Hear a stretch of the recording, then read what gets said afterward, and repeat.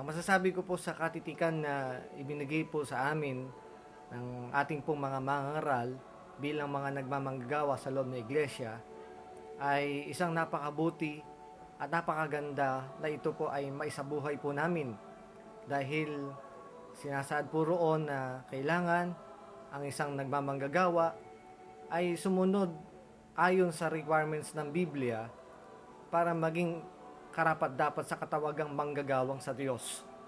Naniniwala po ako, para maging isang manggagawang sa Diyos, dapat po ay hindi may pagkapanginoon. Dapat ang isang manggagawa ay hindi hukom. Ang isang manggagawa ay hindi kaaway ng kapwa manggagawa. Ang isang manggagawa ay dapat na hindi maging pangahas at mapagsariling kalooban. Dapat may sa puso lagi ng isang manggagawa na merong Diyos na una sa lahat na nagbibigay ng kaloob, karunungan sa isang nagmamanggagawa.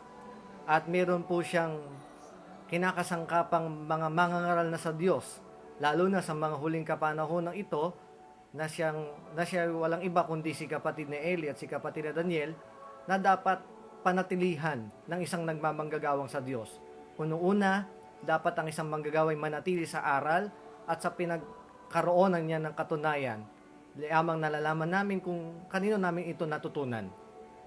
Kaya dapat hindi maging pangahas ang isang nagmamanggagawang sa Diyos. Naniniwala din po ako sa katitikan na ito na dapat ang isang manggagawa ay lagi nang mababa ang loob, hindi palalo, hindi palaaway, mahinahon, mahusay, at hindi rin baguhan. Dapat ang isang manggagawa ay handang magpasakop sa mga nangangasiwa sa tuwina. At dapat ang isang manggagawa ay maging uliran sa lahat ng bagay, sa pananampalataya, sa espiritu, sa pananalita. Kaya po, napakaselan po ng isang nagmamanggagawang sa Diyos. Salamat na lang po sa Panginoon at mayroong mga mangangaral na lagi nang nakaantabay sa amin upang mabahagi ng kami ng mahalagang bagay upang kami makapagpatuloy bilang isang nagmamanggagawa.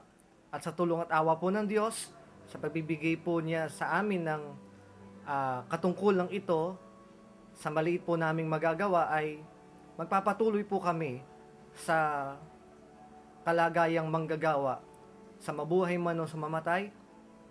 Magpapatuloy po kami sa pagiging manggagawa sa tulong at awa po ng Diyos. At kapatid na Eli, kapatid na Daniel, ang aking pong masasabi ay kasambahin niyo po kami hanggang wakas. Sa tulong at awa po ng Diyos ay mananatili po kami na maging munting katulong po ninyo sa paghahayag ng katotohanan sa buong mundo. Ganito na lang po. Maraming salamat po sa Diyos.